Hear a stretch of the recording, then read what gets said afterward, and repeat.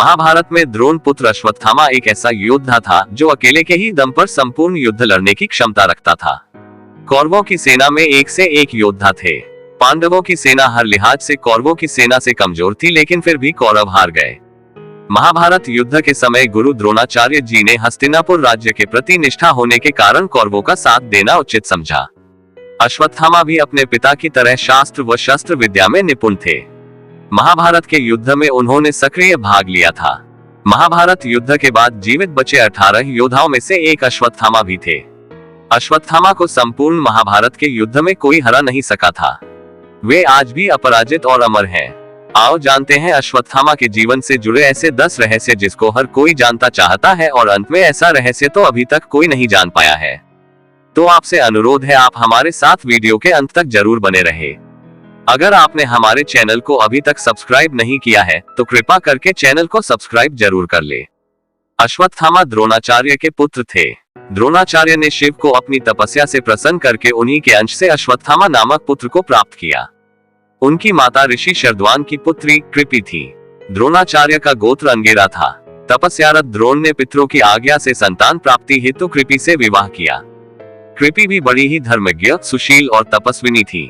दोनों ही संपन्न परिवार से थे। गुरु द्रोणाचार्य अनेक स्थानों में भ्रमण करते हुए हिमालय के ऋषिकेश स्थान पर पहुंचे। वहां तमसा नदी के तट पर एक दिव्य गुफा में तपेश्वर नामक स्वयंभू शिवलिंग है। यहाँ गुरु द्रोणाचार्य और उनकी पत्नी माता कृपि ने शिव की तपस्या की। इनकी तपस्या से प्रसन्न होकर भगवान शिव ने इन्हें पुत्र प्राप्ति का वरदान दिया। कुछ समय पश्चात माता कृपि ने एक सुंदर तेजस्वी बालक को जन्म दिया। जन्म लेते ही उस बालक ने उच्च श्रवा अश्व के समान घोर शब्द किया, जो सभी दिशाओं और पूरे आकाश में गूंज उठा। तब आकाशवाणी हुई कि इस विशिष्ट बालक का नाम अश्वत्थामा होगा। जन्म से ही अश्वत्थामा के मस्तक में एक अमूल्य मणि विद्यमान थी, जो कि उसे दैत्य, दानव, शस्त्र, व्याधि, देवता, नाग आदि से निर्भय रखती थी। वह मणि अश्वत्थामा को बुढ़ापे, भूख, प्यास और थकान से भी बचाती थी। भगवान शिव से प्राप्त उस शक्तिशाली दिव्य मणि ने अश्वत्थामा को लगभग अजेय और अमर बना दिया था। अश्वत्थामा के जन्म के बाद द्रोण की आर्थिक स्थिति गिरती गई। घर में कुछ भी खाने को नहीं बचा। उसके कृपणता आ गई। इस कृपणता को दूर करने के लिए द्रोण भगवान परशुराम जी से विद्या प्राप्त करने उनके आश्रम गए। द्रोण आश्रम से लौटे तो घर में गाय तक न थी। अन्य ऋषि कुमारों को दूध पीते देख अश्वत्थामा दूध हेतु रोता था। एक दिन द्रोण ने देखा कि ऋषि कुमार चावल के आटे का घोल बनाकर अश्वत्थामा को पिला रहे हैं और अबोध बालक अश्वत्थामा ये सोचकर कि मैंने दूध पी लिया आनंदित हो रहा है। ये देख द्रोण स्वयं को धिक्कार उठे। इससे ये सिद्ध होता है कि अश्वत्थामा ने अपना बचपन जैसे तैसे खा पीकर बिताया। उनके लिए घर में पीने को दूध तक नहीं होता था, लेकिन जब वे अपने मित्रों के बीच रहते थे तो झूठ ही कह देते थे कि मैंने तो दूध पी लिया। पिता ने जब बालक अश्वत्थामा की यह अवस्था देखी तो उन्होंने खुद को इसका दोषी माना और वे उसके लिए गाय की व्यवस्था हेतु स्थान स्थान पर घूमकर धर्मयुक्त दान के लिए भटके, लेकिन उन्हें कोई भी गाय दान में नहीं मिली। अंत में उन्होंने सोचा कि क्यों न अपने बचपन के मित्र राजा द्रुपद के पास जाया जाए। वे अपने पुत्र अश्वत्थामा के साथ राजा द्रुपद के दरबार में जा पहुंचे। राजा द्रुपद की राजसभा में पिता की अवमानना बालक अश्वत्थामा ने देखी और देखा कि उनकी विवशता और क्रूर विडंबना की शस्त्र शास्त्र के ज्ञाता भी सत्तासीन मदमत व्यक्ति द्वारा अपमानित होते हैं। अश्वत्थामा के बाल मन पर उस वक्त क्या गुजरी होगी जब उनके पिता को वहां से धक्के मारकर निकाल दिया गया। अश्वत्थामा को लेकर द्रोण पांचाल राज्य से कुरु राज्य में हस्तिनापुर आ गए और वहां वे कुरु कुमारों को धनुष बाण की शिक्षा देने लगे। वहां पर वे कृप शास्त्र की शिक्षा देते थे।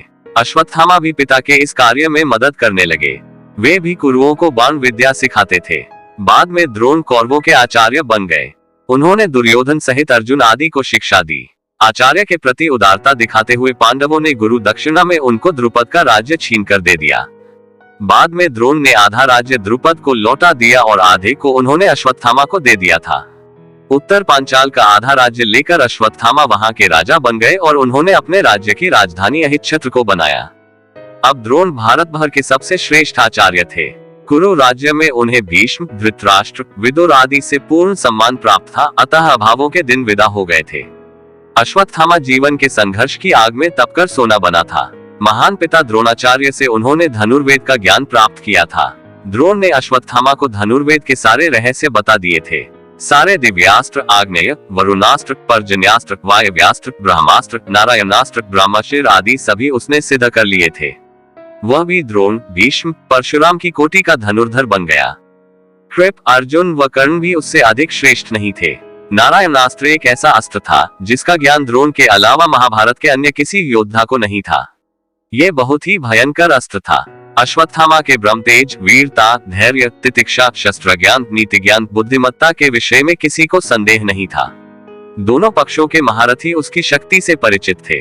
महाभारत काल के सभी प्रमुख व्यक्ति अश्वत्थामा के बल, बुद्धि व शील के प्रशंसक थे।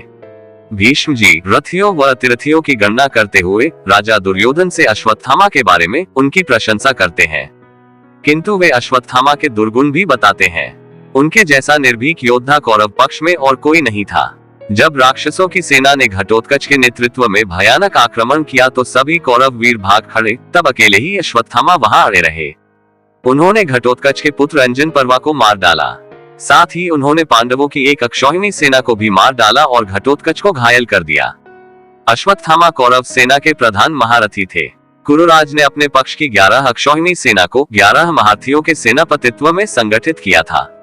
ये थे द्रोण, कृप, शल्य, जयद्रथ, सुदक्षिण, कृतवर्मा, अश्वत्थामा, कर्ण, भूरिश्रवा, शकुनी और बाहलिक। अतः अश्वत्थामा 11 सेनापतियों में एक प्रमुख स्थान रखता है। इधर युद्ध में अर्जुन, कृष्ण, युधिष्ठिर, भीम, नकुल, सहदेव, द्रुपद, धृष्टद्युम्न तथा घटोत्कच आदि लड़ रहे थे। उनके रहते हुए भी उनके देखते ही देखते अश्वत्थामा ने द्रुपद, सुत, सुरत और शत्रुंजय, कुतिभोज के 90 पुत्रों तथा बलानिक, शतानिक, जयाश्व, श्रुताह्य, हेममली, पृषध तथा चंद्रसेन जैसे वीरों को रण में मार डाला और युधिष्ठिर की सेना को भगा दिया था। अश्वत्थामा द्वारा किए जा रहे इस विध्वंस को देखते हुए पांडव पक्ष में भय और आतंक व्याप्त हो गया था। अब अश्वत्थामा को रोका जाना बहुत जरूरी हो गया था। सभी इस पर विचार करने लगे थे, अन्यथा अगले दिन हार निश्चित थी। भीष्म के शरशैया पर लेटने के बाद 11वें दिन के युद्ध में कर्ण के कहने पर द्रोण सेनापति बनाए जाते हैं। दुर्योधन और शकुनी द्रोण से कहते हैं कि वे युधिष्ठिर को बंदी बना ले तो युद्ध अपने आप खत्म हो जाएगा। तो जब दिन के अंत में द्रोण युधिष्ठिर को युद्ध में हराकर उसे बंदी बनाने के लिए आगे बढ़ते हैं, तभी अर्जुन आकर अपने बाणों की वर्षा से उन्हें रोक देता है। नकुल युधिष्ठिर के साथ थे, वह अर्जुन भी वापस युधिष्ठिर के पास आ गए। इस प्रकार कौरव युधिष्ठिर को नहीं पकड़ सके, लेकिन द्रोण की संहारक शक्ति के बढ़ते जाने से पांडवों के खेमे में दहशत फैल जाती है। पिता पुत्र ने मिलकर महाभारत युद्ध में पांडवों की हार सुनिश्चित कर दी थी। पांडवों की हार को देखकर श्री कृष्ण ने युधिष्ठिर से छल का सहारा लेने को कहा। इस योजना के तहत युद्ध में यह बात फैला दी जाए कि अश्वत्थामा मारा गया, लेकिन युधिष्ठिर झूठ बोलने को तैयार नहीं थे। तब अवंतीराज के अश्वत्थामा नामक हाथी का भीम द्वारा वध कर दिया गया। इसके बाद युद्ध में ये बात फैला दी गई कि अश्वत्थामा मारा गया। जब गुरु द्रोणाचार्य ने धर्मराज युधिष्ठिर से अश्वत्थामा की सत्यता जानना चाही तो उन्होंने जवाब दिया, अश्वत्थामा मारा गया परंतु हाथी। श्री कृष्ण ने उसी समय शंखनाद किया, जिसके शोर के चलते गुरु द्रोणाचार्य आखिरी शब्द हाथी नहीं सुन पाए और उन्होंने समझा कि मेरा पुत्र मारा गया। यह सुनकर उन्होंने शस्त्र त्याग दिए और युद्ध भूमि में आंखें बंद कर शोक में डूब गए। यही मौका था जबकि द्रोणाचार्य को निहत्था जानकर द्रौपदी के भाई धृष्टद्युम्न ने तलवार से उनका सिर काट डाला। यह समाचार अश्वत्थामा के लिए भयंकर रूप से दुखद था। पिता की छलपूर्वक हत्या के बाद अश्वत्थामा युद्ध के सभी नियमों को तोड़कर ताक में रख देता है। पिता की छलपूर्वक मृत्यु से दुखी होकर अश्वत्थामा मजबूर होकर नारायणास्त्र का प्रयोग करता है, जिसके चलते एक ही झटके में पांडवों सहित उनकी संपूर्ण सेना नष्ट हो जाती। सभी नारायणास्त्र से नष्ट हो जाते, लेकिन पांडवों को इस अस्त्र से बचने के लिए तुरंत ही कृष्ण उनसे अपने अपने अस्त्र त्याग कर रथ से नीचे उतरने का आदेश देते हैं और कहते हैं कि सभी नारायणास्त्र के सामने आत्मसमर्पण कर लो, अन्यथा मारे जाओगे। सभी पांडव और सेना ऐसा ही करती है। समर्पण से ही वे सभी बच सके। जब अश्वत्थामा ये देखता है कि सभी पांडव बच गए हैं तो उसे उस अस्त्र पर संदेह होता है। तब वह अर्जुन पर आग्नेयास्त्र का प्रयोग करता है, लेकिन श्री कृष्ण के कारण अर्जुन फिर बच जाता है। तब अश्वत्थामा को बड़ा क्रोध आता है, वह अपना धनुष फेंक देता है और अपनी विद्या पर संदेह करने लगता है। 18वें दिन कौरवों के 3 योद्धा शेष बचते हैं, अश्वत्थामा, कृपाचार्य और कृतवर्मा। इसी दिन अश्वत्थामा द्वारा पांडवों के वध की प्रतिज्ञा ली गई, लेकिन समझ में नहीं आता कि कैसे पांडवों को मारा जाए। एक उल्लू द्वारा रात्रि को कौवे पर आक्रमण करने पर एक उल्लू उन सभी को मार देता है। ये घटना देखकर अश्वत्थामा के मन में भी यही विचार आता है और वह घोर कालरात्रि में कृपाचार्य तथा कृतवर्मा की सहायता से पांडवों के शिविर में पहुंचकर सोते हुए पांडवों के 5 पुत्रों को पांडव समझकर उनका सिर काट देता है। इस घटना से धृष्टद्युम्न जाग जाता है तो अश्वत्थामा उसका भी वध कर देता है। अश्वत्थामा के इस कुकर्म की सभी निंदा करते हैं। अपने पुत्रों की हत्या से दुखी द्रौपदी विलाप करने लगती है। उसके विलाप को सुनकर अर्जुन उस नीच कर्म हत्यारे ब्राह्मण पुत्र अश्वत्थामा के सिर को काट डालने की प्रतिज्ञा लेते हैं। अर्जुन की प्रतिज्ञा सुन अश्वत्थामा भाग निकलता है। तब श्री कृष्ण को सारथी बनाकर एवं अपना गांडीव धनुष लेकर अर्जुन उसका पीछा करता है। अश्वत्थामा को कहीं भी सुरक्षा नहीं मिली तो भय के कारण वह अर्जुन पर ब्रह्मास्त्र का प्रयोग कर देता है। मजबूरी में अर्जुन को भी ब्रह्मास्त्र चलाना पड़ता है। ऋषियों की प्रार्थना पर अर्जुन तो अपना अस्त्र वापस ले लेता है, लेकिन अश्वत्थामा अपना ब्रह्मास्त्र अभिमन्यु की विधवा उत्तरा की कोख की तरफ मोड़ देता है। कृष्ण अपनी शक्ति से उत्तरा के गर्भ को बचा लेते हैं। अंत में श्री कृष्ण बोलते हैं, हे अर्जुन, धर्मात्मा, सोए हुए, असावधान, मतवाले, पागल, अज्ञानी, रथहीन, स्त्री तथा बालक को मारना धर्म के अनुसार वर्जित है। इसने धर्म के विरुद्ध आचरण किया है, सोए हुए निरपराध बालकों की हत्या की है। जीवित रहेगा तो पुनः पाप करेगा, अतः तत्काल इसका वध करके और इसका कटा हुआ सिर द्रौपदी के सामने रखकर अपनी प्रतिज्ञा पूरी करो। श्री कृष्ण के इन वचनों को सुनने के बाद भी अर्जुन को अपने गुरुपुत्र पर दया आ गई और उन्होंने अश्वत्थामा को जीवित ही शिविर में ले जाकर द्रौपदी के समक्ष खड़ा कर दिया। पशु की तरह बंधे हुए गुरुपुत्र को देखकर द्रौपदी ने कहा, हे आर्यपुत्र, ये गुरुपुत्र तथा ब्राह्मण है। ब्राह्मण सदा पूजनीय होता है और उसकी हत्या करना पाप है। आपने इनके पिता से इन अपूर्व शस्त्रास्त्रों का ज्ञान प्राप्त किया है। पुत्र के रूप में आचार्य द्रोण ही आपके सम्मुख बंदी रूप में खड़े हैं। इनका वध करने से इनकी माता कृपि मेरी तरह ही कातर होकर पुत्र शोक में विलाप करेगी। पुत्र से विशेष मोह होने के कारण ही वह द्रोणाचार्य के साथ सती नहीं हुई। कृपि की आत्मा निरंतर मुझे कोसेगी। इनके वध करने से मेरे मृत पुत्र लौटकर तो नहीं आ सकते, अतः आप इन्हें मुक्त कर दीजिए। द्रौपदी के इन धर्मयुक्त वचनों को सुनकर सभी ने उसकी प्रशंसा की। इस पर श्री कृष्ण ने कहा, हे अर्जुन, शास्त्रों के अनुसार पतित ब्राह्मण का वध भी पाप है और आत्ताई को दंड न देना भी पाप है, अतः तुम वही करो जो उचित है। उनकी बात को समझकर अर्जुन ने अपनी तलवार से अश्वत्थामा के सिर के केश काट डाले और उसके मस्तक की मणि निकाल ली। मणि निकल जाने से वह श्रीहीन हो गया।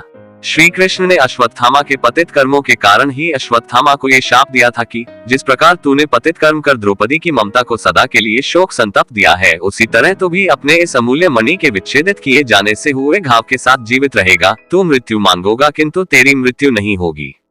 तू शारीरिक और मानसिक आघातों की पीड़ा भोगता हुआ उस दुख को अनुभव कर सकेगा जो तूने दूसरों को दिए हैं और कभी शांति को प्राप्त नहीं होगा। इसके पश्चात ही अश्वत्थामा को कोढ़ रोग हो गया था।